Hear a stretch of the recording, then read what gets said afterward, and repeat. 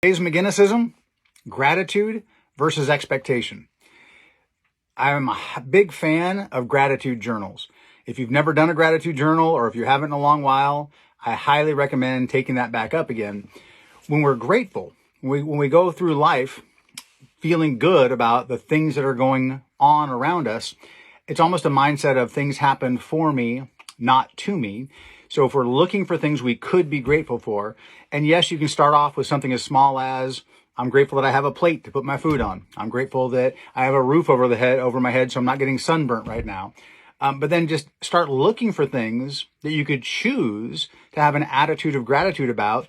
And if we start looking for things, just start off with 4 or 5 a day that, what could I, if I chose to be, what's something I could be grateful? That's a better question.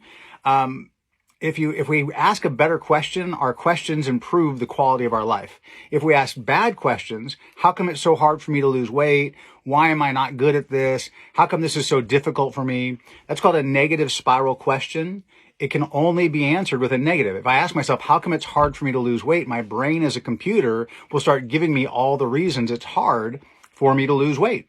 Oh, it's genetics, and you just have bad habits, and your parents, and you lost your dad when you were young, and just all these things. Or it could be 100 different reasons my mind would give me if I asked the wrong question.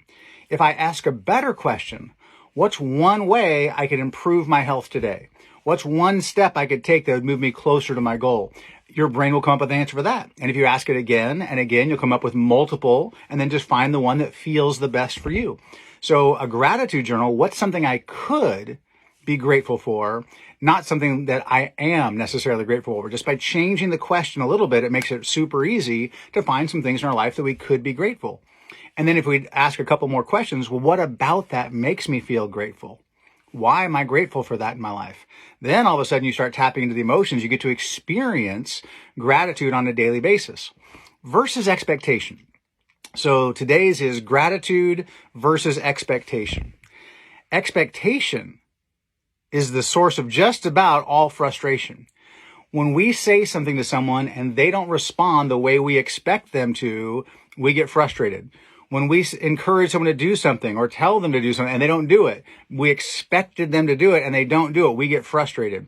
When we start eating better and appropriate sizes and we expect the scale to move immediately and it doesn't, well, then we get frustrated.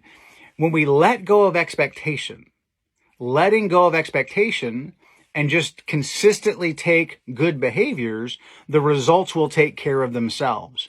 Letting go of expectations. Does that mean I don't want my wife to be faithful? Does that mean I don't want my kids to finish their homework when I had kids that were young enough and going to school at home? No, that's not what it's saying. Of course, I have outcomes that I desire, and I get agreements from those around me on the outcomes that we're going to have. And there's consequences for not holding up my end of a bargain or holding up their end of an agreement. But I don't have an expectation at this moment that if I say this, then this other thing will happen. If I take this one action, I expect this other thing to happen. I let go of the expectation. I trust that consistency, communication, agreements, those will get us down the path of where we want to go with so much less frustration in the process. So I have no expectation that eating a half of a spicy deluxe McCrispy and 3 chicken nuggets instead of fries along with the apple slices and my strawberry pie for dessert, I have no expectation that the scale is going to go down tomorrow. My belief, my certainty is that over time, if I'm cutting my meals in half, the scale will consistently go down, but I'm not going to get any frustration on any one day or 3 or 4 days if it doesn't do what I expect it to do, because I let go of that expectation. I trust that if I take consistent actions, I'm going to get the results, and I'm grateful every step of the way. Guys, one of the things I'm so grateful for is all of you following along on this journey. Appreciate you. Cheers.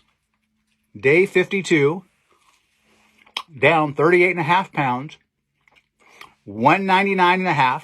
The scale flatlined today. Oh no, the scale didn't go down.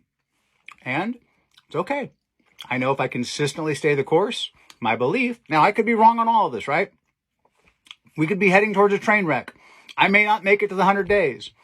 I think that if I keep taking steps in the right direction, I will get there. But we'll find out. Follow along. Let's see. Have a great rest of your day.